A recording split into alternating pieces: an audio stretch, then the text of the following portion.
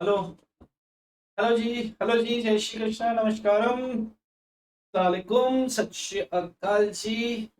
कैसे हैं आप सब?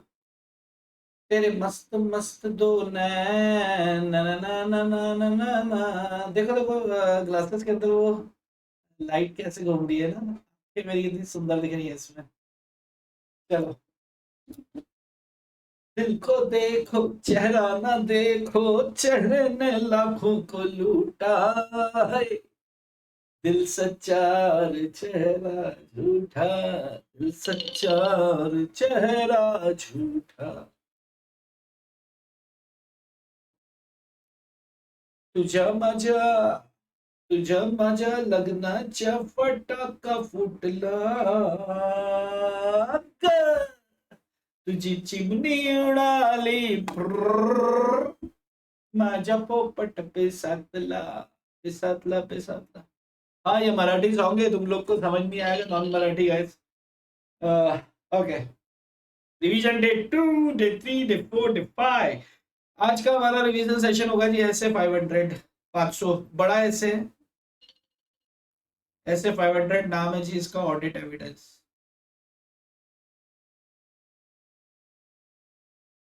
बड़ा ऐसे है लेकिन बड़ा ही ऐसे है. कैसा ऐसे है? बड़ा ऐसे है लेकिन बड़ा ही ऐसे है. राइट. ओके, स्टार्ट करते हैं. चलो. देखो, ऑडिट एविडेंस क्या होता है? ऑडिट एविडेंस, अब बिल्कुल ध्यान से सुनना. अरे यार भाई, मैसेज भेजना बंद करो यार, ओवर बना. चलो. हाँ. ऑडिट एविडेंस क्या होता है? देखो, कहानी सुनो ध्यान से. कहानी सुनो. हम क्या है? ऑडिटर है. ऑडिटर है तो अपन क्या करने वाले हैं? एक ऑडिट रिपोर्ट बना के देंगे. रिपोर्ट के अंदर क्या करेंगे? रिपोर्ट के अंदर हम अपना ओपिनियन देंगे. ओपिनियन कैसे निकलता है सर? पहले हम क्या करेंगे? ऑडिट प्रोसीजर अपनाएंगे. प्रोसीजर अपनाने के बाद हम क्या करेंगे? कुछ इंफॉर्मेशन गैदर करेंगे. जो इंफॉर्मेशन हम गैदर करते हैं, ऑब्टेन करते हैं, उन्हीं को ऑडिट एविडेंस कहा जाता है. ऐसी इंफॉर्मेशन जो ऑडिटर क्या करता है, क्लाइंट से या थर्ड पार्टी से लेता है ताकि वो अपने कंक्लूजन पे पहुंच सके कि मुझे कंक्लूड कैसे करना है, कंक्लूजन पे पहुंच सके, जिस पर आधारित आपका ओपिनियन होता है, क्वालिफाइड है, अनक्वालिफाइड है, वट एवर इट इज. तो वो उस बेसिस को अपन क्या बोलते हैं? Audit evidence. Audit evidences are the basis for opinion, full stop. बात समझ में आ रही है? ऐसी इंफॉर्मेशन जो हमें कंक्लूजन तक पहुंचाती हैं और हमारी ओपिनियन का बेसिस बनती है, उन्हें हम ऑडिट एविडेंस कहते हैं. ये रिकॉर्ड से रिलेटेड इंफॉर्मेशन हो सकती हैं, आउटसाइड भी हो सकती हैं, अदर इंफॉर्मेशन भी. अदर इंफॉर्मेशन देखो, रिकॉर्ड से संबंधित क्या? जनरल एंट्रीज, ट्रायल बैलेंसेस, यानी कि financial statement, cash flow statement, vouchers वगैरह उससे संबंधित. अगर बैंक की एंट्रीज है तो चेकबुक हो गया, पासबुक हो गया, ये तमाम तरह के कागज. बैंक रिकंसिलिएशन स्टेटमेंट हो गया.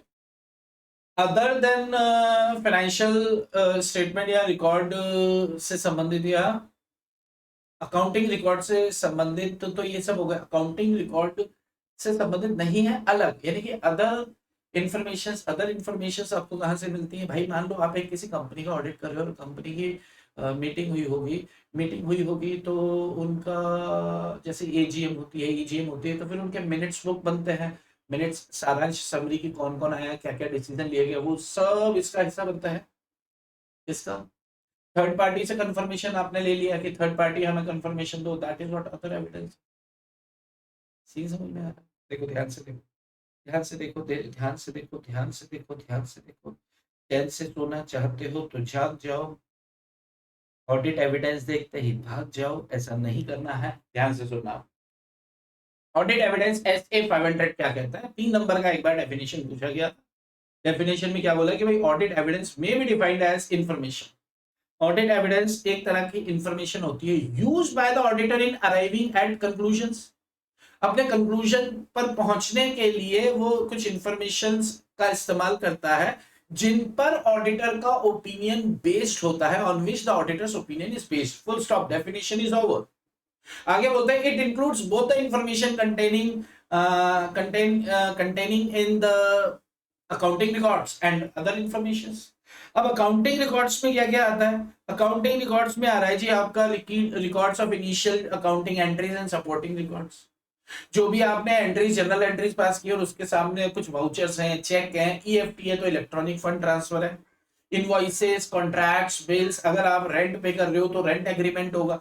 मतलब तमाम तरह की चीजें जो अकाउंटिंग रिकॉर्ड से संबंधित होती है, वर्कशीट, स्प्रेडशीट यानी कि एक्सेल शीट्स वगैरह, supporting cost allocation, comparison, reconciliation, computation, disclosures, etc जो भी फाइनेंशियल रिकॉर्ड से संबंधित है वो सब इसके अंदर आता है। दूसरी बात करें अदर इंफॉर्मेशन में क्या आता है जी? अदर इंफॉर्मेशन में मीटिंग्स आ गई, थर्ड पार्टी से कंफर्मेशन आ गए, मैनुअल्स आ गए। अपन क्या चाहते हैं कि यार तुम्हारा इंटरनल कंट्रोल सिस्टम हमें जांचना है, जरा बताओ हमें कि आप कौन क्या एरिया देखता है, तो एक मैनुअल उठा के रखिए। लो सर परचेज डिपार्टमेंट में 6 लोग हैं, ये एरिया ये देखता है, ये एरिया वर्मा जी, ये एरिया शर्मा जी, ये एरिया कल्लू बटान देखता है। तो अब ये देख लेंगे अपन की कौन कौन सा एरिया शर्मा वर्मा और कल्लू बटान देखने वाला है। तो उसके वो हमारे लिए एक कागज होता है कि हमें चर्चाएं किससे करनी है। तो these are information and these are called audit evidences. क्यों? क्योंकि इन्हीं इन्हीं के थ्रू हम लोग अपने कंक्लूजन पर पहुंचने वाले हैं, जिन पर बेस्ड हमारा ओपिनियन होगा, ऑडिट ओपिनियन होगा। तो this is all about of what. जब 3 नंबर का क्वेश्चन आएगा तो डेफिनेशन के साथ आपको ये दोनों इंफॉर्मेशन भी लिखनी होंगी। मैं आपको एक छोटा सा स्क्रीनशॉट क्लिक करने के लिए दे रहा हूं, ये लीजिए, स्क्रीनशॉट ले लीजिए। 1 2 3 गो। आगे बढ़ते हैं। इसके बाद हम ले रहे हैं accounting records and other informations. Click कर लो जी। ओके, अकाउंटिंग रिकॉर्ड्स के अंदर और कुछ है क्या? यस, क्लिक कर लो जी। चलिए, अब बात आता है टाइप्स ऑफ ऑडिट एविडेंसेस। तो ऑडिट एविडेंसेस कितने तरह के होते हैं भाई साहब? ऑडिट एविडेंसेस 2-3 तरह के होते हैं, on the basis of nature and on the basis of sources. पहले बात अपन कर ले सोर्स की। तो सोर्स इंटरनल होगा और एक्सटर्नल होगा। इंटरनल सोर्स क्या होते हैं भैया? जो मैनेजमेंट ने कागज खुद बनाए हैं, दीज आर इंटरनल सोर्सेज। और एक्सटर्नल सोर्स जो मैनेजमेंट ने ना तो प्रिपेयर किए हैं ना ही उन्होंने ओरिजिनेट किए हैं, ये कहां से? थर्ड पार्टी से बन गया। जैसे हम माल बेचते हैं तो सेल्स इनवॉइस हम बना के देंगे, बिल हम बना के देंगे, जो मर्जी बना देंगे। तो कहीं ना कहीं इंटरनल सोर्स जो होता है वो लेस लेवल होता है। और एक्सटर्नल सोर्स क्या है? जैसे हमने किसी से माल खरीदा तो वो आदमी ने हमको क्या बना के दिया? Sales invoice. थर्ड पार्टी ने, थर्ड पार्टी से जो कागज आता है ना, ऑडिटर उस पर ज्यादा रिलाय करता है। क्यों? क्योंकि एक इंडिपेंडेंट माना जाता है। लेकिन ये डिपेंड करता है कि जो एक्सटर्नल सोर्स से भी हमें कागज आ रहे हैं, वो एक्सटर्नल सोर्स ये क्लाइंट का, सेटिंग का तो नहीं। जैसे मान लो मेरे मामा जी के लड़के के पास से मेरी लेन देन होती है। अब ऑडिटर कहता है कि मेरे को तुम्हारे मामा जी के तुम्हारे वो पार्टी से मेरे को एक्सटर्नल कंफर्मेशन लेना है, मैं लेके आऊंगा। हमने बोला हाँ जाओ ना लेके आओ। तो ऑडिटर गया उधर लेने, अपन ने मामा जी के लड़के को फोन लगाया कि ऑडिटर आ रहा है, तो एक काम कर, मैंने तेरे को एक मेल किया है, उसका प्रिंट आउट निकाल के मुंह पे मार डालेंगे। तो अगर इंडिपेंडेंट सोर्स नहीं है एक्सटर्नल, तो वो भी एक तरह से इंटरनल जैसा ही हो गया। सीन समझ में आ रहा है आपको गेम का? तो ऑन द बेसिस की बात करें, सोर्सेस, सोर्सेस क्या? इंटरनल एक्सटर्नल दोनों हो सकता है। इंटरनल थोड़ा सा लेस रिलायबल होता है, एक्सटर्नल थोड़ा ज्यादा रिलायबल होता है। On the basis of nature, नटूरे नटूरे नटूरे नटूरे क्या कह रहे हैं जी? विजुअल मतलब आपने क्या किया? ऑडिट एविडेंस देख लिया, इंफॉर्मेशन देख के आपको पता चली। देख के कैसे पता चलती है? जब हम फिजिकल वेरिफिकेशन ऑफ इन्वेंट्री में जाते हैं ना, इन्वेंट्री का अभी प्रैक्टिकली सोचो कि आप किसी एक कंपनी है जो तेल बनाती है, आप उसकी फिजिकल वेरिफिकेशन पे चले गए। अब आप क्या तेल के पीपे में हाथ डाल डाल के चेक करोगे कि कितने कितने लीटर है कितना नहीं? या उठाओगे? कपड़े गंदे, हाथ गंदे, ये सब नहीं। अपन मैनेजमेंट को बोलेंगे काउंट करो ना इसको, और अपन देखेंगे। दीज आर विजुअल यानी कि observation of physical inventory system, that are what? Visual audit evidence.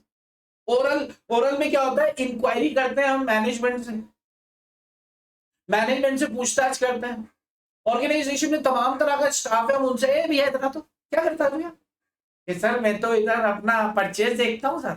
हाँ बैठना, चाय भाई पी। क्या नाम है तेरा? सर मेरा नाम रमेश वर्मा। अच्छा रमेश, रमेश भाई एक बात बता, ये पर्टिकुलर ट्रांजेक्शन में ऐसे ऐसे ऐसे होता?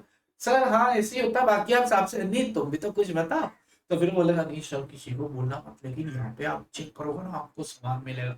हाँ सामान मिलेगा, उसका मतलब एमएमएस मिलेगा। अच्छा, तो जब हम बातचीत करते हैं, बातचीत के दौरान कोई चीज हमें महत्वपूर्ण नजर आती है तो फिर हम मैनेजमेंट से लिखवा के भी ले लेते हैं, लेकिन ये भी एक तरीका होता है इंफॉर्मेशन गैदर करने का। ठीक है, तो यहाँ विजुअल की बात करें तो ऑब्जर्वेशन हो रहा है, और ओरल की बात करें तो इंक्वायरी से आ रही है। डॉक्यूमेंट्री हमने कागज मांग लिया, मैनेजमेंट से रिप्रेजेंटेशन लेटर लिखवा कर ले लिया, बैंक रिकंसिलिएशन स्टेटमेंट ले लिया।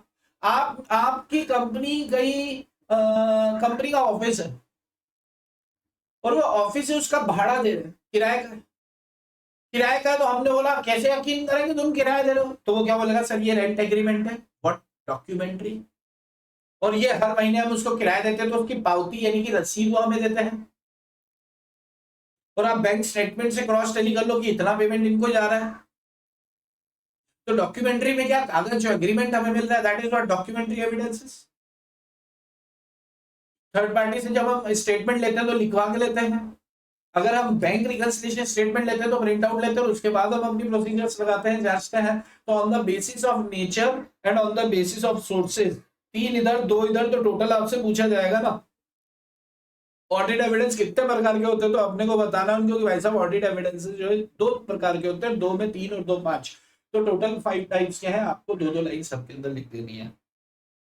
आपसे मैं अनुरोध करता हूं टाइप्स ऑफ ऑडिट एविडेंस का एक ये फोटो बना लो, आप बना लिए। चलो अभी विजुअल में देखो क्या लिखा है।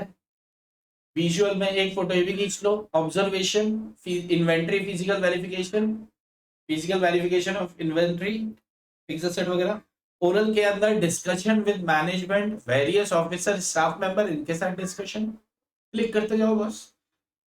तीसरी बात आती है डॉक्यूमेंट्री। डॉक्यूमेंट्री में रिटर्न या प्रिंटेड फॉर्म होता है, जैसे फिक्स डिपॉजिट करके रखा है तो उसका certificate, loan agreement, rent agreement, तमाम तरह के जो भी डॉक्यूमेंट्री एविडेंसेस है, क्लिक करते जाओ बस।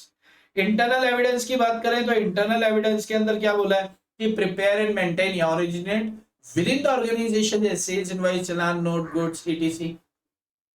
External source, originate, prepared and maintain outside the clients organisation. सीधी सी बात है, जैसे बैंक स्टेटमेंट हो गया, डेटर क्रेडिटर का कंफर्मेशन हो गया।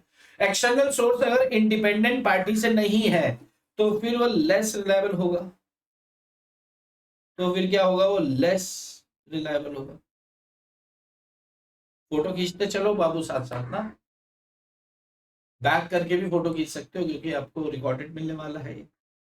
इनडायरेक्टली ऑब्टेन्ड, एक अच्छा क्या होता है, एक तो हम क्या करते हैं डायरेक्टली ऑब्टेन करते हैं, इनडायरेक्टली ऑब्टेन करते हैं। इस चीज को थोड़ा समझ के चलना ना, एक सेकंड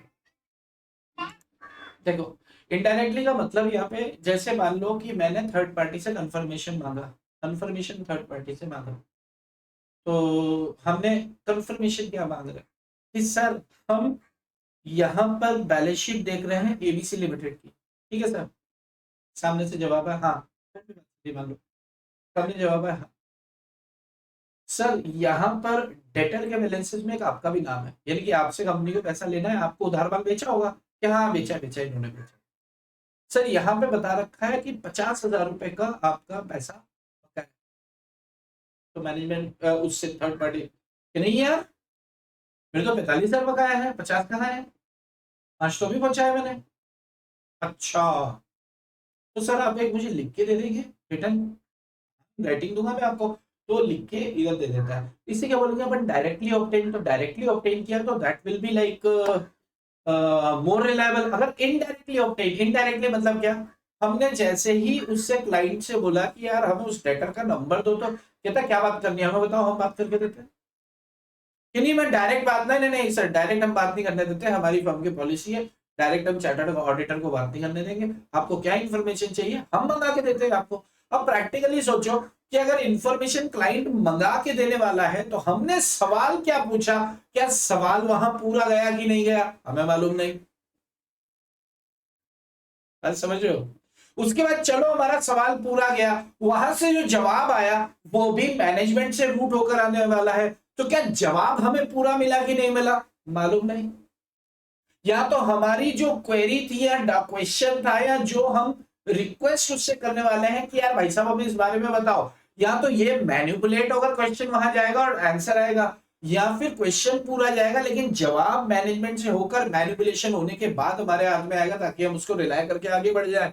तो अगर इनडायरेक्टली एक्सटर्नल कंफर्मेशन अगर हमें ऑब्टेन होगा तो आप प्रैक्टिकली सोचो ना, थोड़ा सा दिक्कत रहेगा।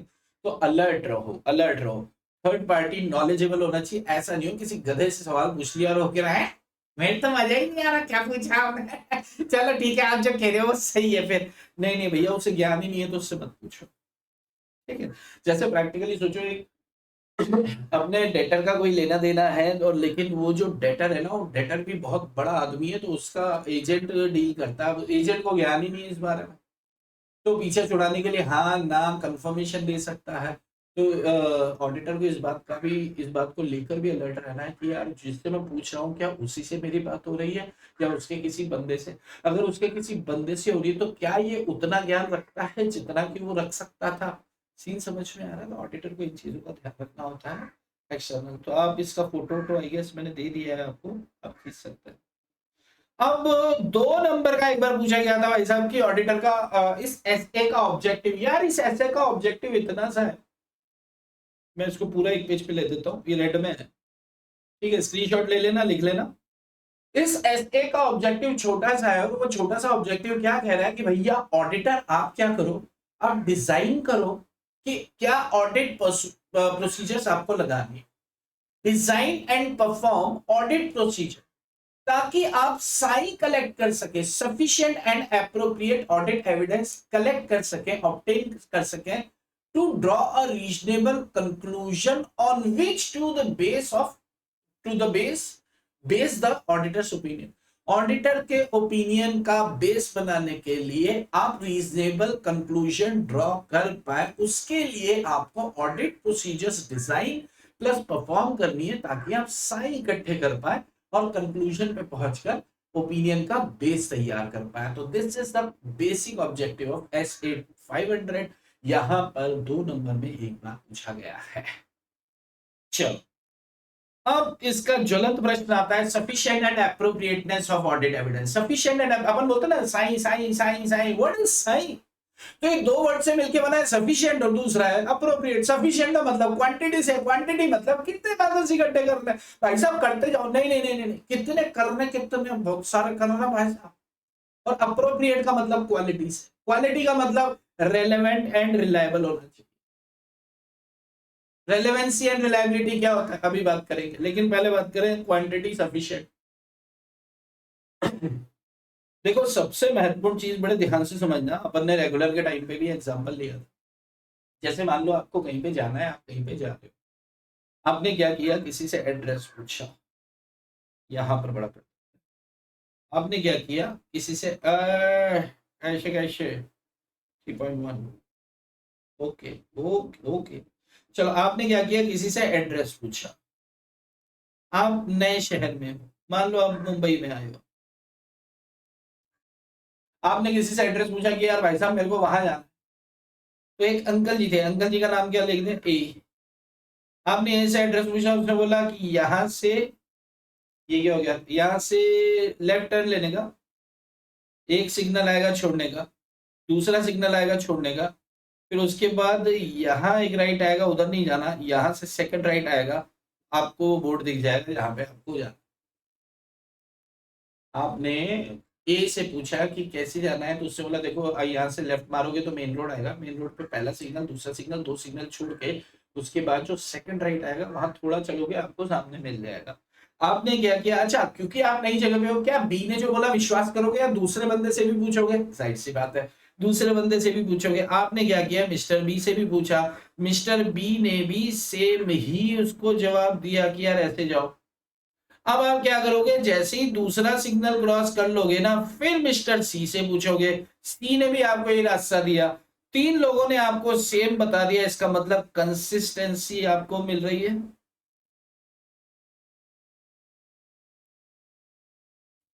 एक रूपता मिल रही है उनके जवाब में, आप रिलाय कर रहे हो, ठीक है। लेकिन प्रैक्टिकली सोचो, आपने ए से पूछा, ए ने बोला ऐसे जाने का, ऐसे जाने का, और ये सेकंड, बी से आपने पूछा, बी ने आपको बोला अरे आप तो गलत आ गए। ऐसा होता है ना कई बार, अरे भाई साहब आप तो गलत आ गए, इधर कहाँ आ गए, आप तो उधर से जाते हैं। हम कंफ्यूज हो गए। फिर हमने सी से पूछा, सी ने भी बोला गलत आ गए।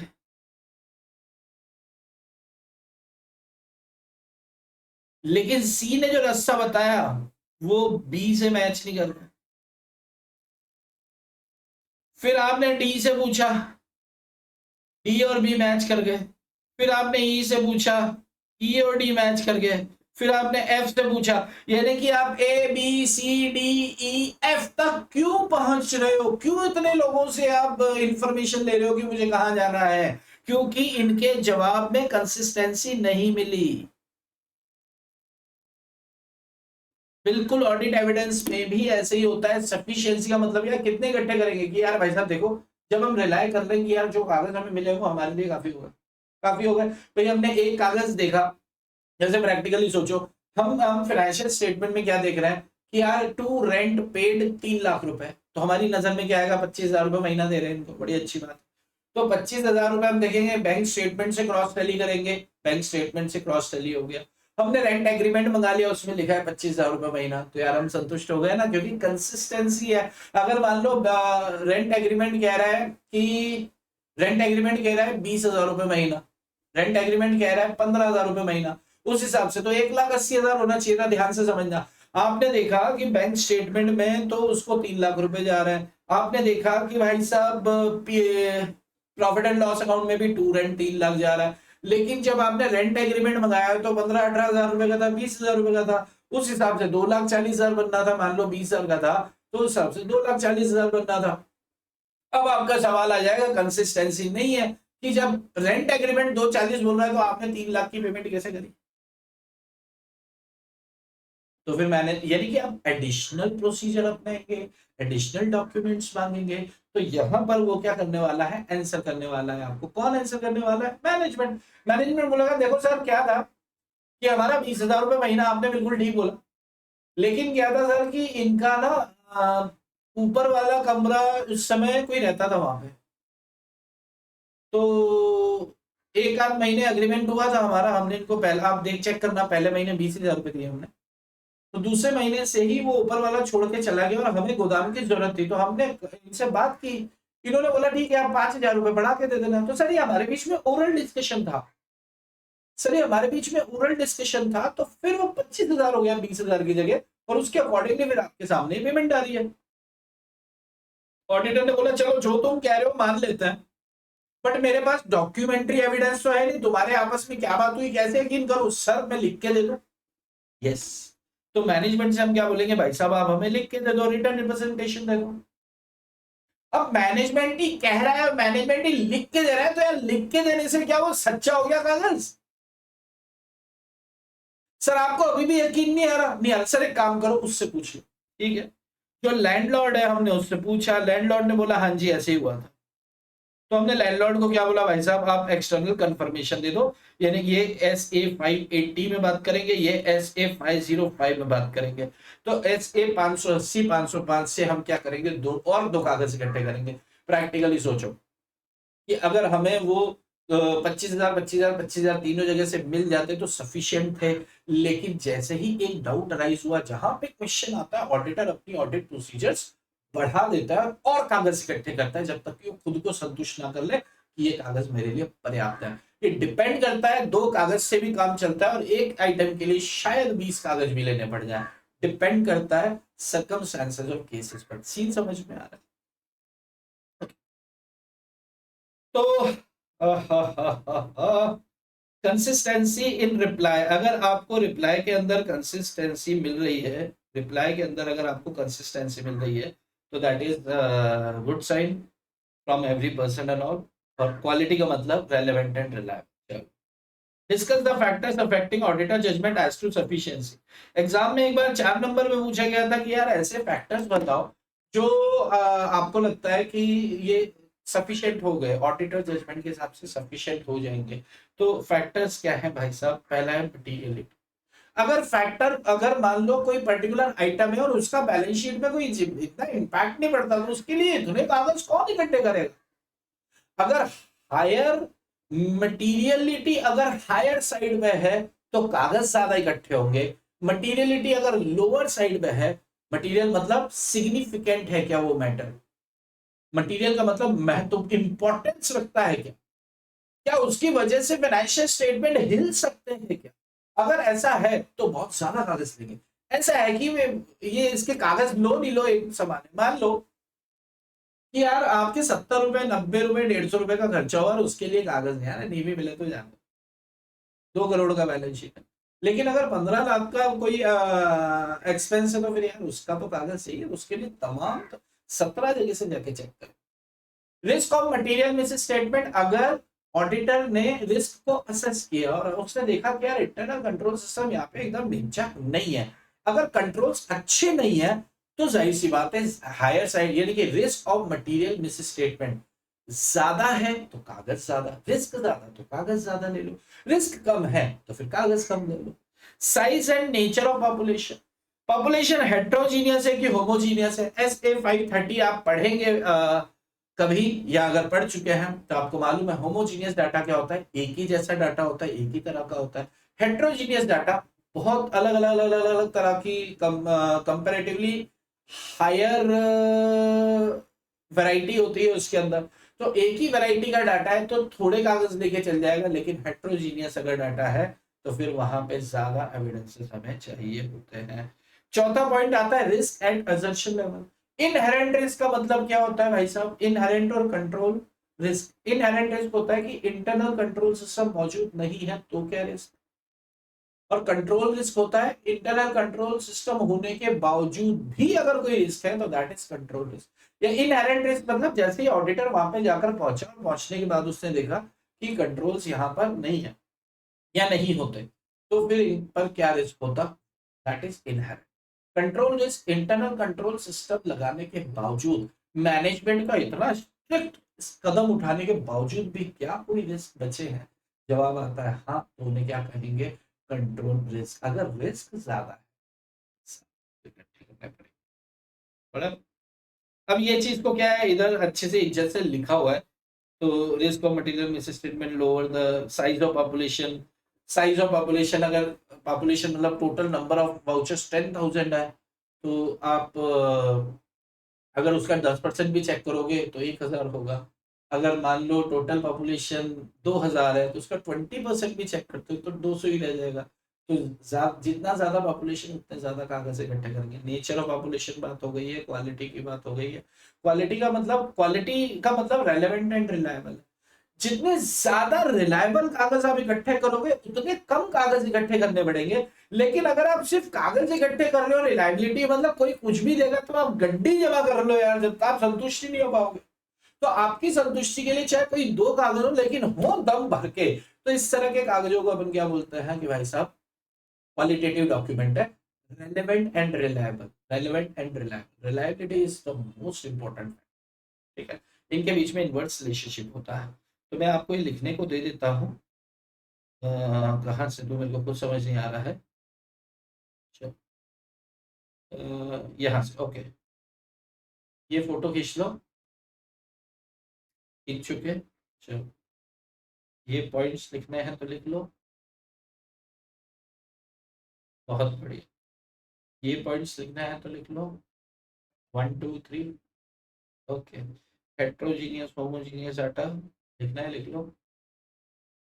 ओके, बहुत बढ़िया, बहुत अच्छे। अब इनको एक एक एक एक अपन ने उसके अंदर दिया, 1 2 3 4 and 5। अब बात करेंगे relevance and reliability of data. ठीक है, चलो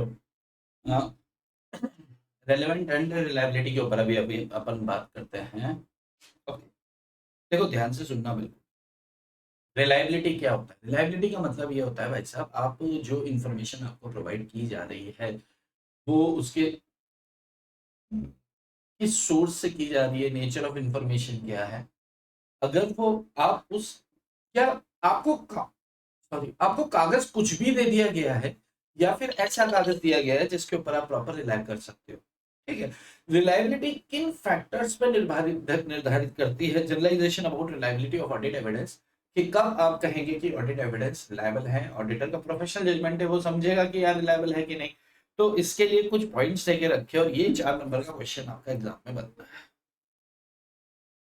और इंपॉर्टेंट क्वेश्चन है, महत्वपूर्ण क्वेश्चन है, बहुत ज्यादा महत्वपूर्ण क्वेश्चन है। सबसे पहली बात, क्या वो इंफॉर्मेशन हमें आउटसाइड सोर्स से, इंडिपेंडेंट आउटसाइड सोर्स से मिल रहा है, मोर रिलायबल। आउटसाइड सोर्स से मिल रहा है लेकिन वो अंडर इन्फ्लुएंस्ड है, यानी कि वो फोन पे मामा जी के लड़के ने जैसा वो बोलेगा वैसा कागज बना के दिया, less reliable. Evidence external source से मिलता है वो ज्यादा रिलायबल होता है बनस्पत के इंटरनल सोर्स। अगर मान लो मैनेजमेंट खुद कागज बना के दे रहा है तो कहीं ना कहीं वो तो यार अपनी चोरी छुपाने के लिए कुछ भी बना के दे सकता है, लेकिन अगर अपन बात करें कि थर्ड पार्टी से जो हमें कागज आ रहे हैं तो हमेशा ज्यादा रिलायबल होता है। 3 बातें हो गई, एक्सटर्नल सोर्स से आ रहा है कि इंटरनल से आ रहा है। एक्सटर्नल से आ रहा है तो मोर रिलायबल, एक्सटर्नल से आ रहा है तो एक्सटर्नल सोर्स जो है वो इंडिपेंडेंट है कि अंडर इन्फ्लुएंस्ड है, अगर इंडिपेंडेंट है तो मोर रिलायबल, और अगर अंडर इन्फ्लुएंस्ड है तो बिल्कुल ऐसे हो गया जैसे कि इंटरनल। अब इंटरनल कंट्रोल सिस्टम अगर इफेक्टिव है तो जो भी एविडेंस आ रहे हैं अपने पास इंटरनल सोर्स से उससे भी हम रिलायबिलिटी के उसके अंदर मान लेते हैं। भाई प्रैक्टिकली सोचो ना कि यार यहाँ के कंट्रोल बहुत अच्छे, अगर कोई भी बदमाशी करता है ना तो तुरंत पकड़ में आ जाता है, अगर कंट्रोल्स इतने अच्छे हैं, सीसीटीवी कैमरास लगे हुए हैं हर जगह, है ना, प्रोसीजर ऐसी बना रखी है कि आप बैक डेट से एंट्री कर ही नहीं सकते हो, एक बार हो गई तो हो गई। तो वहां पर कंट्रोल्स अगर बहुत अच्छे हैं तो इंटरनल सोर्स भी रिलायबल, मोर रिलायबल की कैटेगरी में आ जाता है। ऑडिट एविडेंस डायरेक्ट मिल रहे हैं अपन को, इनडायरेक्ट मिल रहे हैं, अगर डायरेक्टली अपन को मिलता है तो मोर रिलायबल, इनडायरेक्टली मिलता है अपन ने बात किया ना मैनेजमेंट से रूट होके आ रहे हैं तो लेस रिलायबल होगा। डॉक्यूमेंट्री फॉर्म में है, लेटर रिटर्न ये वो, अगर कोई कागज हमें मिलता है जाहिर सी बात है ज्यादा रिलायबल होता है।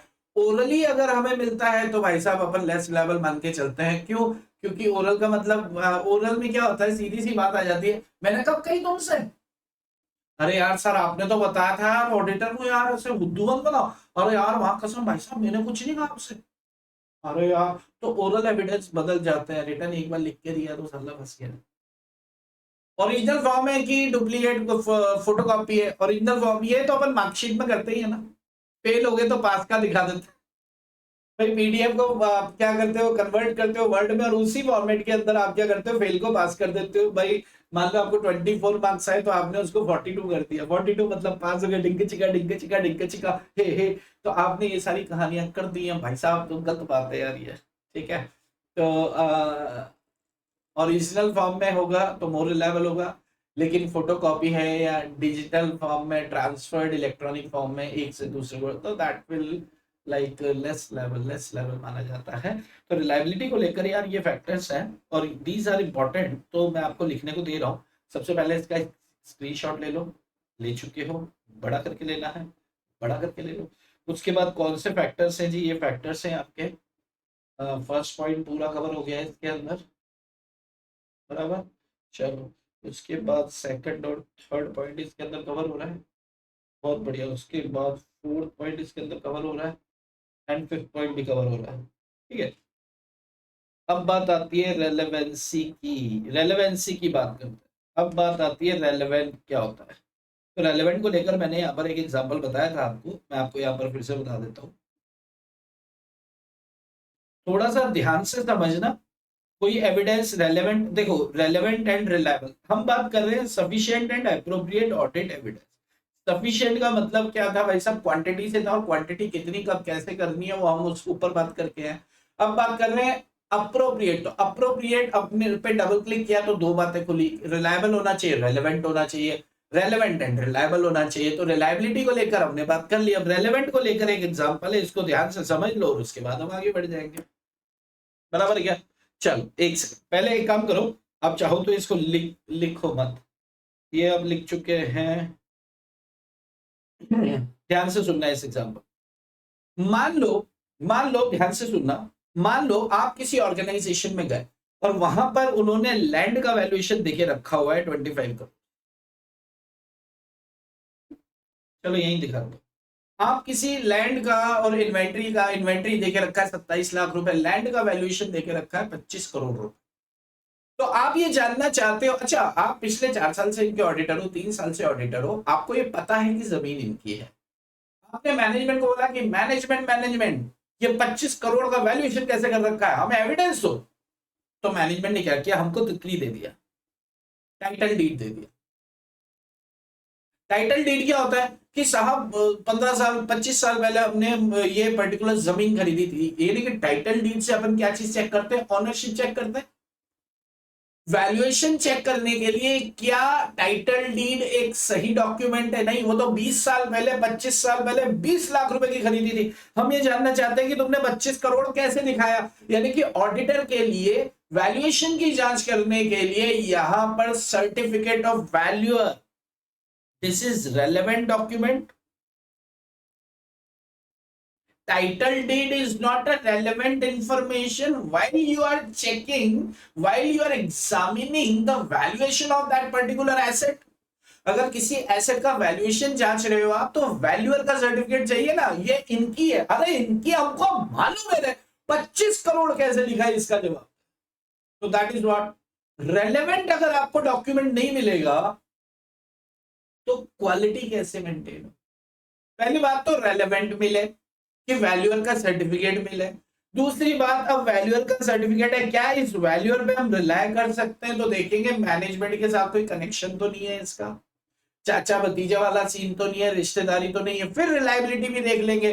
तो रेलेवेंट और रिलायबिलिटी को लेकर जैसे ही ऑडिटर मुखर हो जाता है कि हाँ बस अब कोई चक्कर वाली बात है या नहीं है, तो फिर बोलेंगे क्वालिटी ऑफ डॉक्यूमेंट हो गया, यानी कि this is an appropriate audit evidence. बात समझ में आ रही है? रेलेवेंट की डेफिनेशन दी है भाई साहब, it deals with the logical connection with the purpose of the audit procedure and assertion under consideration. हम क्या असर्शन जांचने वाले हैं? असर्शन हम देखने वाले हैं वैल्यूएशन। तो वैल्यूएशन से रिलेटेड एक लॉजिकल कनेक्शन तो हो। आप तितली पकड़ा दे रहे हो यार, ये लो तितली, अरे भाई ये तितली टाइटल डीड हमारे काम का नहीं है। टाइटल डीड जब असर्शन रिलेटेड टू ऑनरशिप, जब हम ऑनरशिप वाले असर्शन की जांच करेंगे तब हमारे काम की तितली होगी। लेकिन अभी हम असर्शन चेक कर रहे हैं वैल्यूएशन को लेकर, तो भाई साहब that will not be relevant for us. Example study material का लिया है, आप चाहें तो वहां से गो थ्रू कर सकते हैं, अंडर स्टेटमेंट ओवर स्टेटमेंट वाला। अब अगली बात आ जाती है जी आपकी ऑडिट प्रोसीजर। ध्यान से सुनना है, यहाँ पे एक फोटो बना रखा है ऑडिट प्रोसीजर, यानी कि आप, अब मैं आपको फिर से हम बात कर रहे हैं ऑडिट एविडेंस की। हमने बात की ऑडिट एविडेंस क्या होता है, हमने बात की ऑडिट एविडेंस के टाइप्स क्या होते हैं, visual, oral, external, internal, documentary. हमने ये बात भी किया कि भाई सब sufficient and appropriate audit evidence क्या होते हैं। हमने सफिशिएंसी की बात करी, हमने अप्रोप्रिएटनेस की बात करी, हमने रिलायबिलिटी के फैक्टर्स देखे और रेलेवेंट का उदाहरण भी देखा, हमने ऑब्जेक्टिव्स भी देखे। अब आते हैं हम कि यार ये सब इंफॉर्मेशन गैदर करने के लिए करते क्या है? करते प्रोसीजर अपनाते हैं, जैसी प्रोसीजर अपनाएंगे फिर कागज मिलेगा। तो ऑडिटर की प्रोसीजर दो प्रकार की होती है, एक होती है रिस्क असेसमेंट प्रोसीजर रैप, और एक होती है फर्दर ऑडिट प्रोसीजर्स। किसी भी ऑर्गेनाइजेशन में जाओगे, काम करने से पहले कितने कागज क्या इकट्ठा करना है, तो वहां पर रिस्क कितनी एसोसिएटेड है उसको बोलते हैं अपन रोम रोम। रोम रोम में राम बसे, रोम।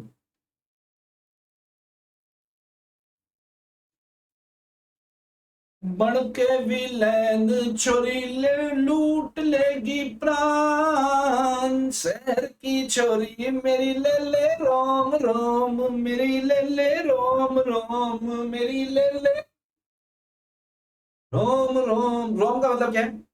Risk of material miss state, risk of मट्टी मिस स्टेट। कि इस पर्टिकुलर ऑर्गेनाइजेशन की ऑडिट पे हम आए तो सबसे पहले रिस्क असेस कर लो कि रिस्क कितनी इन पे बन रही है, नहीं कि इंटरनल कंट्रोल वगैरह आगे बात करेंगे। Further audit procedures, further audit procedures के अंदर अपन देखते हैं कि और क्या अपने को TOC test of controls and substantive procedure, substantive procedure भी दो तरह की, test of details and substantive analytical procedure, जो कि SA 520 के अंदर आती है, जो हम 520 जब कभी रिवाइज करेंगे तब का तब देखेंगे, लेकिन अभी सिर्फ इतनी सी बात है। तो आप चाहें तो ये ऑडिट प्रोसीजर मैंने इज्जत से लिखा है रे, ये इज्जत से लिखा है, आप इसका स्क्रीनशॉट लो, फोटो लो, मैं आपको फुल स्क्रीन पे दूं क्या? ये लो, ये फुल स्क्रीन पे है। और बन के विलेन छोरी लूट लेगी प्राण, शहर की छोरी मेरी ले ले रोम रोम मेरी ले ले। चलो, आप ये लिख चुके होंगे, मैं आता हूँ वापस, ध्यान से सुनना। अब देखो रिस्क असेसमेंट प्रोसीजर में इसमें क्या लिखा है, अब साथ साथ स्क्रीनशॉट भी लेते जाना, ताकि आपको मैं अलग से देने की वो जरूरत ना करूं, है ना? चलो, देखो रैप रिफर्स टू, रैप क्या बताता है, सीधी सी बात है, रैप कह रहा है कि भाई साहब एक understanding of entity and it's environment. किसी भी ऑडिट पे जाते हैं तो उस ऑडिट का सबसे पहले कि यार उससे बातचीत करते हैं, पूछताछ करते हैं कि आपकी ऑर्गेनाइजेशन क्या क्या काम करती है, कैसे काम होता है, नॉलेज ऑफ क्लाइंट्स बिजनेस लेते हैं। जब नॉलेज ऑफ क्लाइंट्स बिजनेस लेते हैं तो वहां पे इंटरनल कंट्रोल सिस्टम की जांच भी आ जाती है। ये मदद करते हैं कि ऑडिटर को एक क्लिक होता है, एक क्वेश्चन या to identify and assess risk of material misstatement, क्या यहाँ पर ड्यू टू फ्रॉड और एरर है क्या, जब हम फाइनेंशियल स्टेटमेंट की जांच करेंगे। तो रिस्क असेसमेंट प्रोसीजर में क्या है भाई साहब, understanding of the entity and it's environment, number one, including entities internal control to identify and assess risk of material misstatement at the financial statement and assertion level। assertion level मतलब जो जो चीजें हमें जांचनी है, ठीक है।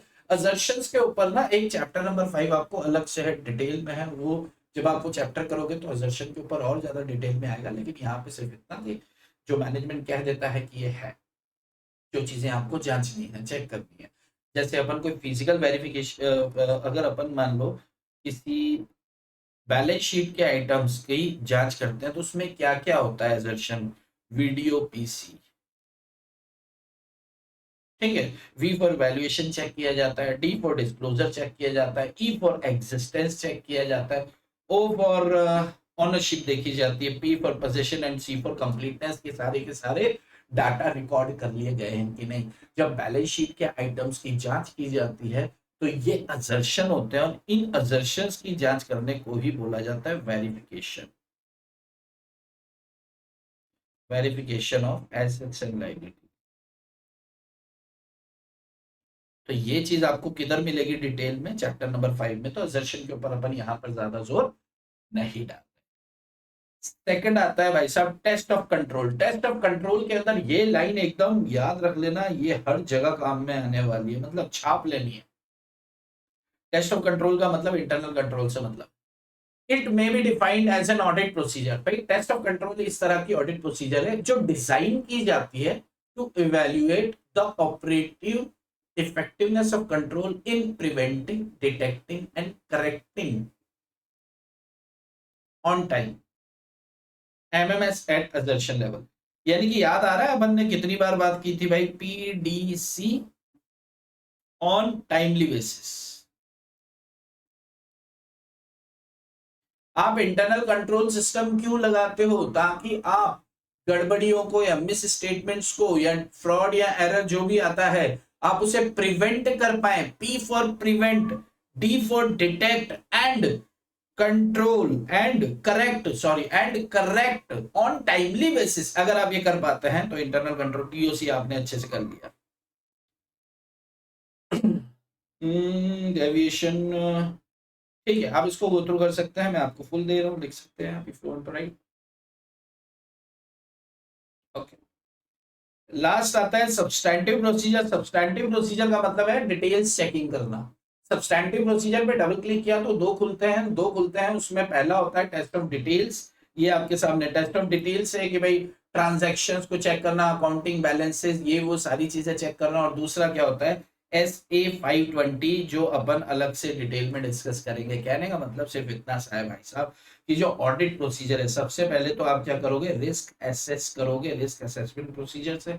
उसके बाद अगला स्टेप आप आओगे, क्या करोगे, टेस्ट ऑफ कंट्रोल्स लगाओगे इंटरनल कंट्रोल सिस्टम पे। उसके बाद आप लगाओगे टेस्ट ऑफ डिटेल्स, यानी कि आप जो सैंपल वगैरह लेकर जांच करते हो वो सब डिटेल्स की जांच करना होता है।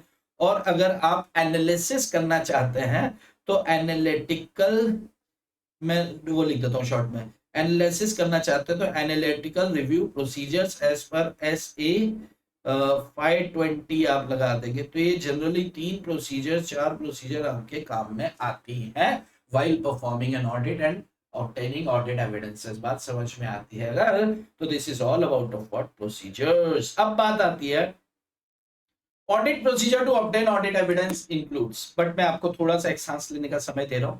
इसको मैं, आप ये 7 पॉइंट्स हैं, इनके भीतर क्या लिखा है मैं इसको जूम करूंगा, बट आप एक काम करो, इसका स्क्रीनशॉट ले लो या लिख लो, जो भी आपको पॉज करके लिखना है, जैसे आपको पसंद हो वैसे करो, but please do right the things.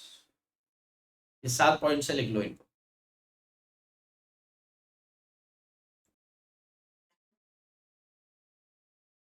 चलो अच्छा, ध्यान से सुनना है, बिल्कुल ध्यान से सुनना। ऑडिट प्रोसीजर ये भी अपने आप में एक 6 मार्क्स का क्वेश्चन एक बार पूछा गया, बाकी 3 नंबर 4 नंबर में तो पूछे जाने की संभावना इसकी हमेशा से बनती रहती है। देखो, audit procedure to obtain audit evidences includes, audit evidence को ऑब्टेन करने के लिए क्या ऑडिट प्रोसीजर अपनाई जाती है। Number 1 is inspection. इंस्पेक्शन क्या होता है भैया, आप रिकॉर्ड्स वगैरह इंस्पेक्ट कर, आपने क्या किया कि आप ऑडिट पर गए, ऑडिट पे गए, आपने क्या किया, अकाउंटिंग रिकॉर्ड्स आपके पास है, अब अकाउंटिंग रिकॉर्ड्स की आप जांच करना चाहते हो तो आप क्या करोगे, उससे संबंधित जितने भी वाउचर्स हैं, जितने भी एविडेंसेस हैं, सपोर्टिंग कागज है, वो सब मंगाओगे और उसको एक बार गो थ्रू कर लो। अब रेंट की जांच करना चाहते हो, आप उनसे एग्रीमेंट मंगाओगे, उसका इंस्पेक्शन करो।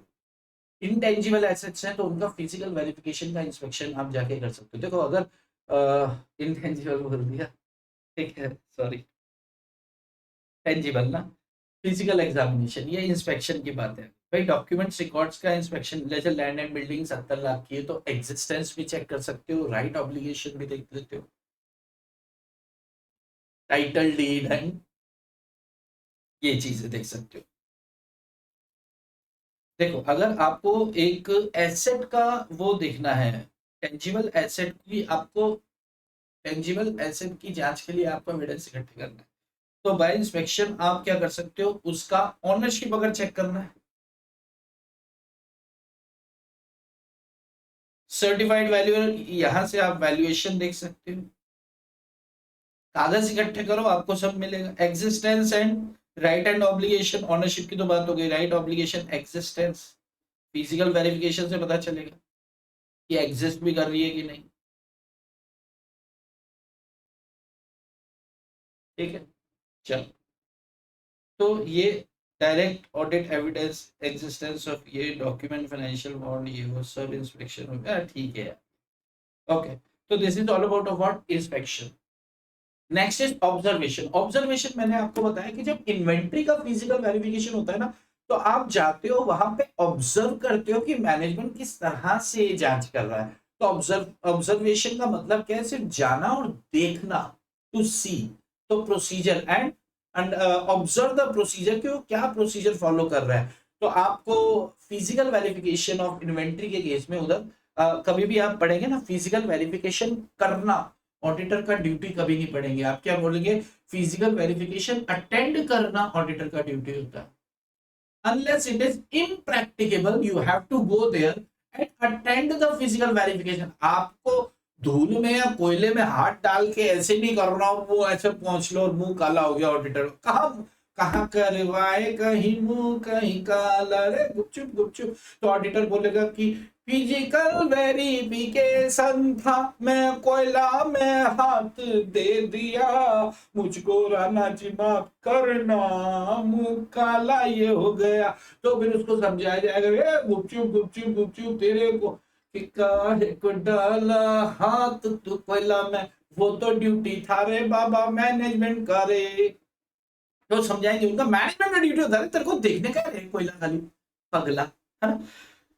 तो ये देखो, फिजिकल वेरिफिकेशन ऑफ स्टॉक होता है, it consist of looking at a process और procedure being performed by the others. Management perform कर रहा है, उनको करने दो भाई, मुंह काला काला नहीं करा के।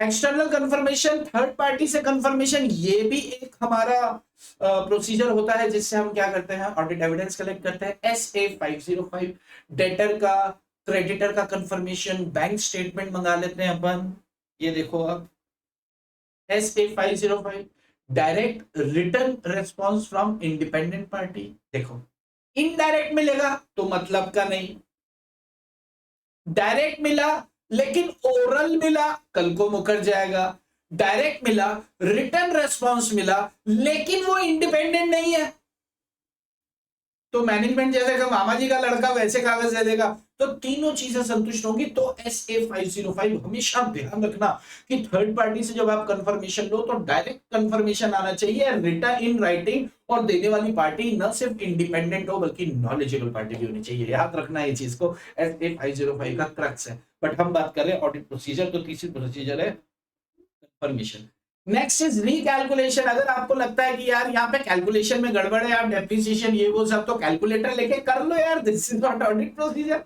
रीपरफॉर्मेंस, आपको लगता है कि यार ये सॉफ्टवेयर ढंग से काम नहीं कर रहा है, तो भाई एक काम कर ऑडिटर, तो खुद बैठ जा और एक डाटा इनपुट कर, इनपुट करके प्रिंट आउट निकाल, प्रिंट आउट निकाल के जांच कर ले। रीपरफॉर्मेंस का मतलब क्या हुआ, रीपरफॉर्म करके देख लो प्रोसीजर को। जैसे reconciliation of bank statement, bank reconciliation statement होता है ना वो, रीपरफॉर्मिंग ऑफ एजिंग ऑफ डेटर्स, ये इसके दो एग्जांपल है। और ये मान के चलो कि ये बहुत ज्यादा इंपॉर्टेंट है, और ये पूछा जाता है कि रिकंसिलिएशन ऑफ बैंक स्टेटमेंट या फिर रीपरफॉर्मिंग द एजिंग ऑफ डेटर्स कौन सी वाली प्रोसीजर से आता है, तो हम बोलेंगे भाई साहब रीपरफॉर्मेंस से आता है। ठीक है, joint independent execution of procedure, चलो ठीक है, ये सारी बात हो गई। External recalculation, it consist of checking the mathematical accuracy of documents और रिकॉर्ड्स।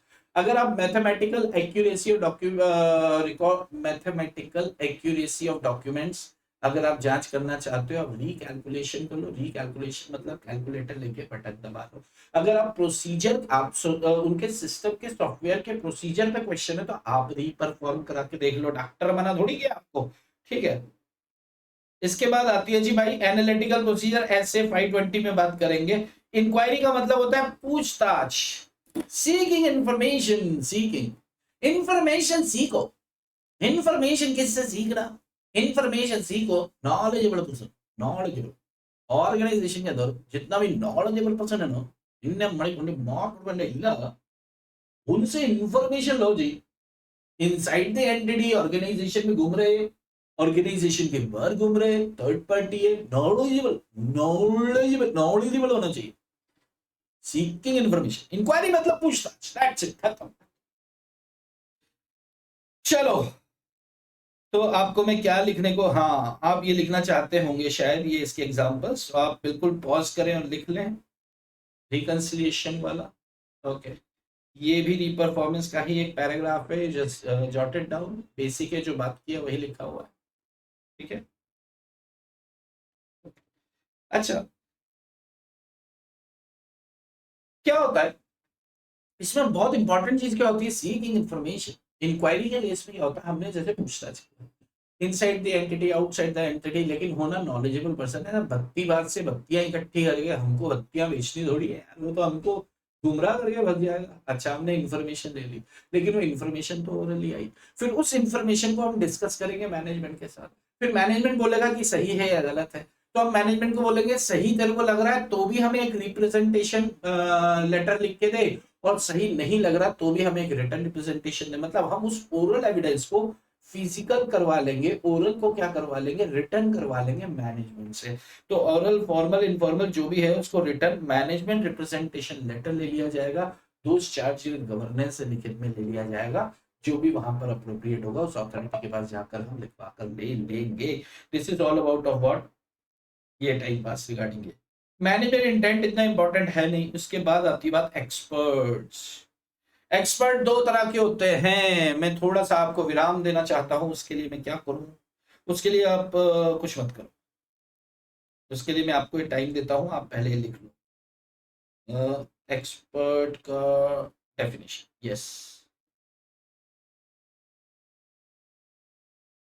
एक्सपर्ट क्या होता है, इसका डेफिनेशन आप चाहें, एक्सपर्ट दो तरह का होता है, एक मैनेजमेंट का एक्सपर्ट होता है, एक ऑडिटर का एक्सपर्ट होता है। ऑडिटर का एक्सपर्ट हमारे सिलेबस में नहीं है। मैनेजमेंट का एक्सपर्ट SA 500 के अंदर दे रखा है। ऑडिटर का एक्सपर्ट SA 620 में दिया है, जो कि हमारे सिलेबस के बाहर है। अब एक्सपर्ट के काम के ऊपर ऑडिटर रिलाई कैसे करेगा, तो सवाल आता है एक्सपर्ट का मतलब क्या। काउंटिंग और ऑडिटिंग फील्ड के अलावा अभी प्रैक्टिकली सोचो, एक चार्टर्ड अकाउंटेंट को हम एक्सपर्ट बोलेंगे? नहीं, हम भी तो सीए हैं, हम भी सीए हैं, वो भी सीए हैं। तो अकाउंटिंग ऑडिटिंग का काम के लिए हम खुद ही जांच कर सकते हैं। लेकिन कोई एक्सपर्ट, जैसे मान लो कि पंजाब ज्वेलरी का, पंजाब ज्वेलर्स, हम एग्जांपल ही लेते हैं, पंजाब ज्वेलर्स के फाइनेंशियल स्टेटमेंट रेडी करने हैं, तो फाइनेंशियल स्टेटमेंट रेडी कौन करेगा? उन्होंने एक अकाउंटेंट बैठा रखा है। लेकिन जब उनकी इन्वेंट्री यानी कि स्टॉक, क्लोजिंग स्टॉक का वैल्यूएशन करना होगा, तो क्लोजिंग स्टेप तो ज्वेलरी होगी उनके पास, हीरे जवाहरात अंगूठी, ये कान का नाक का जिधर जिधर और लड़की लोग लटकाती है, ब्रेसलेट, ये पायल, शंकर, कमरबंद, जो भी कहानी होती है, तो वो सारा स्टॉक अकाउंटेंट के साथ। अच्छा, एज एन अकाउंटेंट आप बैठोगे तो आप बता पाओगे कितने का उसका वैल्यू है? नहीं, उसका वैल्यूएशन कौन करके देगा? एक्सपर्ट। हीरे की कद्र जौहरी जानता है। तो कुछ ऐसे काम होते हैं जो टेक्निकल एक्सपर्ट ही उसका आंसर कर सकते हैं। जैसे आपने कॉन्ट्रैक्ट कॉस्टिंग में पढ़ा होगा कि भाई साहब, जब कॉस्टिंग 2 साल 3 साल का जब वो कॉन्ट्रैक्ट होता है, कॉस्टिंग के अंदर कॉन्ट्रैक्ट कॉस्टिंग होता है ना, कि 3 साल में 4 साल में बिल्डिंग का कंप्लीट होगी, तो फिर क्या करते हैं? इंजीनियर से सर्टिफिकेट लेते हैं। क्यों लेते हैं? इंजीनियर एक्सपर्ट है कि कंप्लीशन का परसेंटेज वो हमें बता देता है। हम ज्ञान नहीं लगा सकते, हम अकाउंटिंग ऑडिटिंग से रिलेटेड होशियार हैं, लेकिन हर काम के लिए नहीं है। तो अब यहाँ पर ये बात क्यों कही है? ये तो हो गया जी एक्सपर्ट, ठीक है, कि मैनेजमेंट को जो अकाउंटिंग में एक्सपर्ट की मदद लगती है अदर देन अकाउंटिंग और ऑडिटिंग प्रोफेशन, तो उसे अपन एक्सपर्ट बोलते हैं। बड़ी अच्छी बात है। यहां पर हम बात क्यों कर रहे हैं? यहां पर हम बात करें कि जब हम इन्वेंट्री का वैल्यूएशन की जांच करने जाएंगे, तो हमारे सामने भी वही समस्या आने वाली है कि हमें कैसे पता यार कि इसका वैल्यूएशन 2,75,80,319 रुपए। तो फिर हम मैनेजमेंट के एक्सपर्ट पे रिलाई क्यों करें? तो ये बातें सामने आती हैं। तो अब इतनी सी बात के लिए एग्जाम में क्वेश्चन पूछ लिया जाता है कि बताओ बच्चों, बताओ कि मैनेजमेंट ने अगर कोई एक्सपर्ट रखा हुआ है तो आप क्यों करोगे यार रिलायंस के ऊपर? हम बोलेंगे सर देखो, ऐसी कौन सी बातें होंगी जो आप ध्यान रखोगे एक्सपर्ट पे रिलाई करने के लिए? तो हमने बोला देखो सर, ऐसी बात है, आप ये डेफिनेशन लिखिए। ऐसी बात है सर कि हम रिलाई करेंगे उसके ऊपर, ये देखेंगे सर उसको पिछला कितने साल का एक्सपीरियंस है, क्या उसने इस पर्टिकुलर काम, जैसे जौहरी का है, तो क्या इसने सूरत इधर उधर जहां पे काम ज्यादा चलते हैं वहां पे ट्रेनिंग ले रखी है? क्या इसके पास सारे इक्विपमेंट मौजूद हैं उसकी जांच करने के? क्या इसने वो शैक्षणिक संस्थान से, प्रोफेशनल बॉडी से कोई एजुकेशन ले रखी, कोई कोर्स डिप्लोमा कुछ कर रखा है? सर पिछले साल हम हमारे पास 4 जूनियर्स की ऑडिट है सर, चारों जगह यही आदमी था, तो हमारा इस आदमी के साथ एक्सपीरियंस एकदम परफेक्ट है। हमने अपने भी एक्सपर्ट को बुला के कभी इसके काम को जांच कराया था सर, 1 रुपए का फर्क नहीं निकला था। हमारा इसके साथ एक्सपीरियंस कैसा है? इसका पास्ट एक्सपीरियंस कैसा है? ये नया लड़का है कि काम करता रहता है? इसको प्रोफेशनल एक्सपर्टीज है क्या? इसको प्रोफेशनल एफिशिएंसी है क्या, यानी कि प्रोफिशिएंसी है क्या? इसको टेक्निकल स्टैंडर्ड्स का ज्ञान है क्या, जिन स्टैंडर्ड्स के आधार पर इवैल्यूएशन कर रहा है? ये बहुत सारी बातें होंगी जिसको ध्यान में रखते हुए ना ऑडिटर क्या करेगा? रिलाय करेगा। ये एग्जाम में पूछा जाता है। क्यों रिलाय करोगे तुम एक्सपर्ट के काम पे? आपको नहीं कद्दू आता, फिर कैसे करोगे रिलाय? यार भाई साहब देखो, एक लिमिट तक देख लेंगे, जब समझ नहीं आई तो हम अपना एक्सपर्ट ले आएंगे 620 वाला।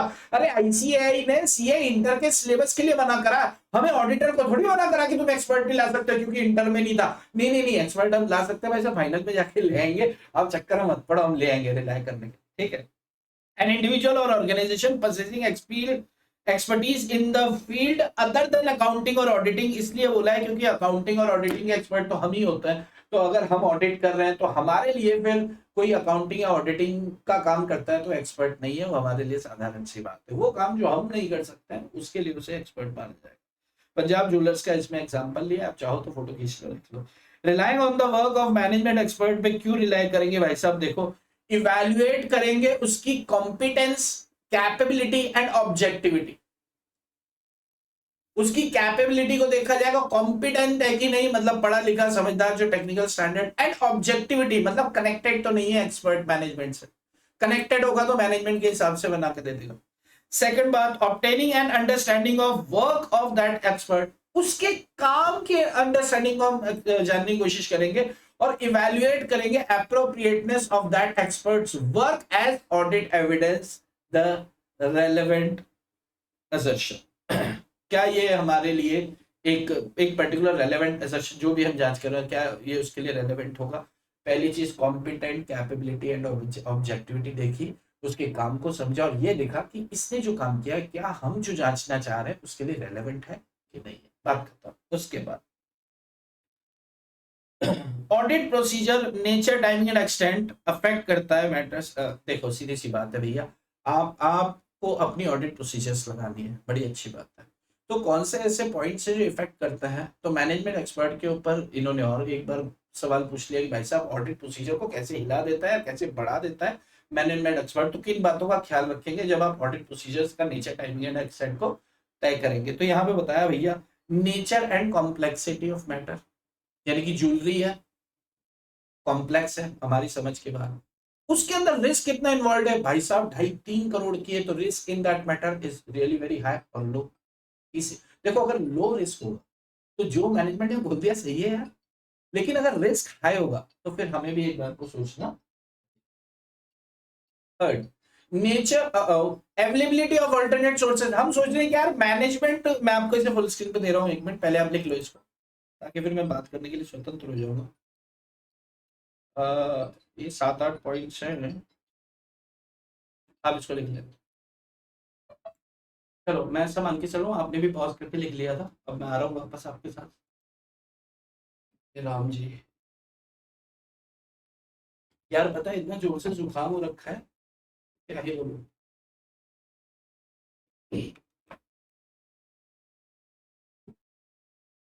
चलो जी, हमने पहले देख लिया भाई साहब nature and complexity of matter, यानी कि हमारे बस के बाहर है, टेक्निकल है। एक दूसरा, रिस्क कितना है? बहुत ज्यादा है, बिल्कुल जरूरत है मेहनत करने की, कम है, जाने दो।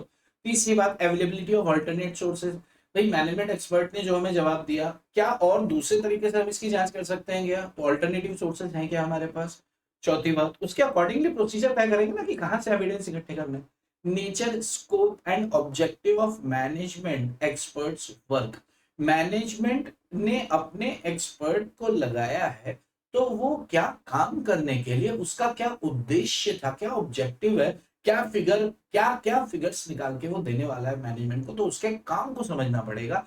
इंडिपेंडेंट एक्सपर्ट है, मतलब कोई थर्ड पार्टी को अपन मैनेजमेंट बुलाता है 10-15-25 हजार रुपए देके कि आओ हमारा वैल्यूएशन करके जाओ, या इन हाउस मैनेजमेंट एक्सपर्ट है, इन्फ्लुएंस तो नहीं है, किसी तरह का प्रभाव तो नहीं है। Expert is subjected to technical, उसको टेक्निकल और प्रोफेशनल ज्ञान है कि नहीं है।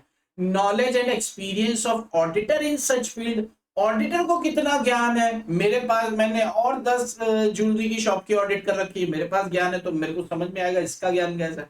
Auditor previous experience with that expert, इस बंदे के साथ, भाई मैंने बोला ना कि यार ये मैं 4 जगह पहले भी ऑडिट करके आया, यही बंदा था भाई साहब, और 1 रुपया इधर का उधर नहीं हुआ। तो ये 7-8 पॉइंट्स ऐसे हैं जो मैनेजमेंट एक्सपर्ट के ऊपर एग्जाम में क्वेश्चन पूछे जाते हैं कि प्रोसीजर को, भाई आप उस पर रिलाय करेंगे और प्रोसीजर तय करेंगे। प्रोसीजर तय करने से पहले आपको कौन से ऐसे फैक्टर्स हैं जो आपके प्रोसीजर्स पे भी इफेक्ट डाल सकते हैं? तो ये है। देखो अब रिस्क है ही नहीं तो प्रोसीजर लगाने की जरूरत ही नहीं। ऑल्टरनेट सोर्सेज हैं तो एक्सपर्ट को खड्डे में डालो, ऑल्टरनेट सोर्सेज से चले जाएंगे। तो तमाम तरह की चीजें होती है। हम बात करें ऑडिट एविडेंस को ऑब्टेन करने के लिए क्या मैनेजमेंट एक्सपर्ट के वर्क पे हम रिलाय कर सकते हैं?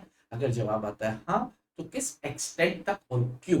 तो ऊपर हमने बात किया क्या, क्यों, और दूसरी बात कि क्या वो हमारी प्रोसीजर बिल्कुल असर डाल, कौन से ऐसे फैक्टर्स हैं, ये फैक्टर्स जो अफेक्ट करते हैं। इसके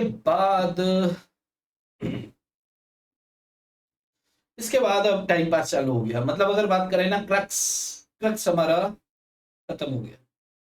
मतलब मान के चलो और 10 मिनट लगेगा और ये सेशन हमारा खत्म हो जाएगा। एक छोटी सी बात मुझे बताओ, आपने क्या किया? एक एविडेंस कलेक्ट किया, एविडेंस का नाम था एविडेंस 1। आपने एविडेंस 2 ऑब्टेन किया, ये दोनों थे इन्वेंट्री से संबंधित। ये बोल रहा है 50,000 रुपए, ये बोल रहा है 65,000 रुपए। यानी कि क्या दोनों में कंसिस्टेंसी है कि इनकंसिस्टेंसी? इनकंसिस्टेंसी। एक जगह से हमें जवाब मिला 50,000, दूसरी जगह से मिल रहा है 65,000 रुपए। तो अब हम क्या करेंगे? क्या हम 705 के अंदर जाके कर देंगे गंदी बात, गंदी गंदी गंदी गंदी गंदी बात? तो लॉ लॉ क्या कहता है, नहीं तो हमारे आईसीआई ने बोला ना ना ना, इतनी जल्दी मत बचाओ। अगर इनकंसिस्टेंसी पाई जाती है तो एडिशनल एविडेंस इकट्ठे करो। फिर भी नहीं मान रहा है, ऑल्टरनेट प्रोसीजर्स अपनाओ। आप संतुष्ट नहीं हो रहे हो भाई साहब, कई कागज क्या कह रहा है, कहीं क्या कह रहा है, मतलब इनकंसिस्टेंसी का लेवल खत्म ही नहीं हो रहा। मैनेजमेंट से बात करो, टीसीडब्ल्यूजी से बात करो, अगर वहां से भी जवाब आ जाता है फिर जाके करो आप गंदी बात। बस इतनी सी बात कह रहा है कि डायरेक्ट 705 में नहीं कूदना है। देखो, अगर किसी तरह की इनकंसिस्टेंसी या डाउट ओवर रिलायबिलिटी, आपको जो ऑडिट एविडेंस मिला है उनमें इनकंसिस्टेंसी है। इनकंसिस्टेंसी मतलब कहीं ना कहीं हमें शक है, doubt over reliability of audit evidence है। हाँ जी, तो अब क्या करेंगे? तो भाई साहब ये क्या कह रहा है? Audit evidence obtained from one source is inconsistent with that obtained from another, अलग अलग जगह से। तो क्या होगा? तो ऑडिटर को करना पड़ेगा ऑडिटर को क्या करना पड़ेगा? ऑडिटर हैज टू, या सेकंड पॉइंट है, auditor has doubt over reliability, या तो इनकंसिस्टेंसी या डाउट है, तो ऑडिटर क्या करेगा? लाल लाल में बताया कि लाल लाल होठों पे गोरी किसका नाम है? देखो, किसका नाम है? ऑडिटर का नाम। किसका नाम? किस किसका नाम है? देखो, ऑडिटर। ऑडिटर कह रहा है auditor shall determine what modification or additions to the audit procedures are necessary to resolve the matter. यानी कि पहले वो खुद से बात करेगा कि क्या मैं प्रोसीजर्स में मॉडिफिकेशन करूं, मैं इससे मांग रहा हूं, मैं उसके भाई से मांगू, उसके चाचा से मांगू, पहले अपने प्रोसीजर्स को चेंज करके देखेगा। ठीक है, and shall consider the effect matter, और फिर देखेगा कि यार क्या कुछ हो रहा है। हर बात का डॉक्यूमेंटेशन कर लेगा। डॉक्यूमेंटेशन मतलब लिख के रख लेगा। Specific documentation required if the auditor identified any information inconsistent with auditor's final conclusion regarding significant matters। अगर कोई महत्वपूर्ण इशू है तो उस इशू को रिजॉल्व कैसे किया, इशू क्या था, इशू के सामने क्या एडिशनल प्रोसीजर्स अपनाई, सारी चीज कागज में लिखकर रखी जाती है, जिसे कहा जाता है ऑडिट डॉक्यूमेंटेशन। अंतिम कदम होगा आपका कि आप स्टेप उठाओ और जाके उसको गाली दे दो, यानी कि ऐसे 705 करो। लेकिन पहले आपको क्या करना है? आपको अपनी प्रोसीजर्स में मॉडिफिकेशन करना है, एडिशन करना है, उसके बाद उसका इफेक्ट देखना है। उसके बाद नहीं समझ में आ रही है तो मैनेजमेंट टीसीडब्ल्यूजी के साथ कम्युनिकेशन करना है। बावजूद इसके भी दिक्कत आ रही है तो 705 आपके लिए मौजूद है। चलो, आखिरी पोर्शन है जी इसका। देखो, इसमें दो पोर्शन बाकी हैं इस एसए के अंदर। तो एक पोर्शन असर्शंस को लेकर है, और असर्शन को लेकर मैंने आपको बता चुका हूँ चैप्टर 5 पूरा देखे रखा है। तो यहाँ से आप रिवाइज ना भी करें और करना चाहे तो एक पेज है, स्टडी मटेरियल से देख सकते। ये एक छोटा सा पोर्शन है जो अपने आप में क्या एग्जाम का हिस्सा ना के बराबर बनता है, लेकिन बन गया तो भाई मेरा रिस्क नहीं है, एक बार करके जाना। मैं बता दे रहा हूँ आपको। Selecting items for testing to obtain audit evidence. Audit evidence को ऑब्टेन करने के लिए कुछ आइटम्स किस तरीके से टेस्टिंग किया जाए। एक बात बताओ, मेरे पास 1000 एविडेंस, 1000 वाउचर से जिन्हें मुझे जांचना है, क्या मैं सारे देखूंगा? नहीं। क्या करूंगा मैं? भाई साहब मैं सैंपल सेलेक्ट कर लूंगा 10% 20% SA530। अब सैंपल कैसे सेलेक्ट करते हैं और क्या उसके पीछे कहानियां है वो 530 में बात करेंगे। सेलेक्टिंग स्पेसिफिक आइटम्स, जैसे मैं एग्जांपल लिया करता हूं कि सब साहब जब मैं जी की ऑडिट पे था ना, तो वहां पर जो P&L के सारे खर्चे, ट्रेड, मतलब तमाम जो भी खर्चे होते थे वो खर्चे होते थे, लेकिन वहां पर एक ह्यूज एक्सपेंस होता था ट्रांसपॉन्डरिंग चार्जेस, जो एकदम यूनिक था। जो सैटेलाइट पे पैसे लेने देने को लेकर खर्च करते हैं ना, तो उसमें जैसे 7-8 ही ट्रांजेक्शन होते थे, स्पेसिफिक आइटम थे, तो स्पेसिफिकली जांच की जाती है 100%। बाकी सैम्पलिंग में डाल देते। मेरे पास 1000 कागज है, 1000 वाउचर्स है, 1000 वाउचर्स में से मान लो 60 वाउचर्स ऐसे हैं जो 10-10 लाख रुपए के ऊपर के ट्रांजेक्शन है, वो तो मैंने सारे ही देखने, क्योंकि एक ट्रांजेक्शन अपने आप में 10 लाख रुपए से बैलेंस शीट को हिला देगा। And selecting of 100% examination. देखो यार, पॉपुलेशन इतनी सी है। अभी जैसे मान लो मैं एक बैंक ऑडिट पे गया और बैंक ऑडिट में मैंने बोला, पूछा कि तुम्हारे केसीसी के खाते कितने। केसीसी क्या होता है? किसान क्रेडिट कार्ड। उन्होंने बोला सर 1.5 अप्रोक्सीमेट 1.5 लाख में ज्यादा बोल गया, अप्रोक्सीमेट सर हमारे 4,000 खाते हैं केसीसी के। अच्छा, हमने बोला बहुत अच्छी बात है, केसीसी मतलब लोन्स एंड एडवांसेस में आ रहा है। अच्छा, आपने सीसी लिमिट भी लेके रखी? हाँ सर। कितने हैं सीसी लिमिट के? सर वो तो हम बिजनेसमैन को, अरे बिजनेसमैन को देते हो, हमको मालूम है, चार्टेड अकाउंटेंट एरिया में। तो ये बोला कितने खाते हैं? उसने बोला सर कुल 16 खाते हैं। अब मुझे एक बात बताओ, सिर्फ 16 ही खाते हैं, चेक हो जाएंगे 2 घंटे के अंदर, तो उसमें क्यों सैंपलिंग लगाना? गोल्ड लोन कितने हैं? गोल्ड लोन का तो 3 ही खाते हैं सर, तीनों पूरे देख लो। सीसी के 16 है, 16 पूरे देख लो। केसीसी के 4,000 है, ह्यूज अमाउंट वाले सारी देख लो, बाकी की सैंपलिंग लगा दो। तो ऐसे करते हैं, खत्म बात। और ये सारी बातें वैसे आप सैंपलिंग में भी पढ़ेंगे। दूसरी बात ये देखो, स्पेसिफिक आइटम में क्या लिखा है? Items that are suspicious, unusual risk उसके अंदर है, एंड उनकी हिस्ट्री जो है, history have a history of errors, मतलब गड़बड़ होने की संभावना है जहां पे ज्यादा होती है, और यूनिक नेचर के अनयूजुअल ट्रांजेक्शन है। पॉपुलेशन बहुत स्मॉल हो या लार्ज वैल्यू आइटम्स हो, तो risk of material miss statement आपको बहुत ज्यादा नजर आ रहा है, तो सारा का सारा जांच कर लो। ठीक है, ये पर्टिकुलर आपका होता है selecting and testing this. And assertion क्या होता है? चलो लिख तो लो आप, लिखने को तो दे ही देता हूं आपको, क्योंकि लिख लो आप। स्टेट असर्शन क्या होते हैं? Statements that says you strongly believe that something is true. Assertion क्या होता है? कि कुछ स्टेटमेंट होता है जो आपसे कहते हैं कि जो मैं कह रहा हूं वो सही है। Audit assertions are claims made during an audit to determine if financial statement are accurate and fairly reported. Claims होता है कि भाई जो भी फाइनेंशियल स्टेटमेंट तैयार किए गए हैं fairly true and fair view दे रहे हैं। Assertion refers to, assertion कौन देने वाला है? Representation by management that are embodied in the financial statement to consider different types of potential misstatement that।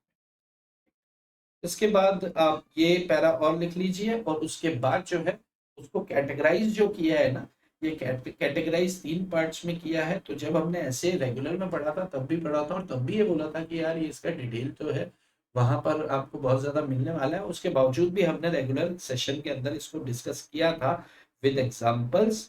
तो आप लोग भी क्या करेंगे, आप लोग क्या करेंगे, आप चैप्टर 5 जब भी पढ़ेंगे तब वहां पे अच्छे से हो जाएगा। अभी अलग से टाइम देने की जरूरत मुझे ऐसा लगता है नहीं है, तो वो रिवीजन के साथ।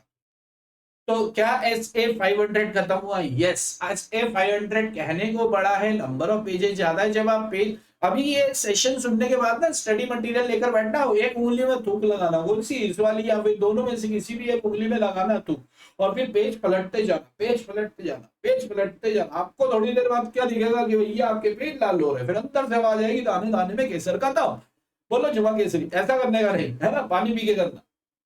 फटाक से खत्म होगा यार, फटाक से खत्म। बहुत इजी, बहुत सिंपल, बहुत छोटा सा ऐसे, लेंथ वाइज बड़ा है बट इंपॉर्टेंट है, और एग्जाम में आता है तो बच्चा थोड़ा सा फंस जाता है कि यार इसमें क्या ही लिखूं। तो हमने केस डिस्कस किए, बातें करी हैं। तो I just want to say you bye bye for today. कल हम करेंगे SA 501 एंड कोशिश करेंगे कि 505 दोनों हम कल खत्म कर देंगे। आज के लिए इतना ही। आपकी शाम खूबसूरत हो, बाकी चर्चा करेंगे हम अगले सेशन में। तब तक के लिए आप जाइए, एंजॉय कीजिए। सेशन खत्म होने के बाद 1-1.5 घंटा दे देना स्टडी मटेरियल में से नोट्स गो थ्रू करके, साथ के साथ खत्म करोगे तो 20 दिन, जिस दिन खत्म होंगे उस दिन सब कुछ खत्म, सब कुछ मतलब ये पर्टिकुलर सेशन खत्म हो जाएगा। आज के लिए इतना ही। आपकी शाम खूबसूरत हो। Bye bye, love you all, bye.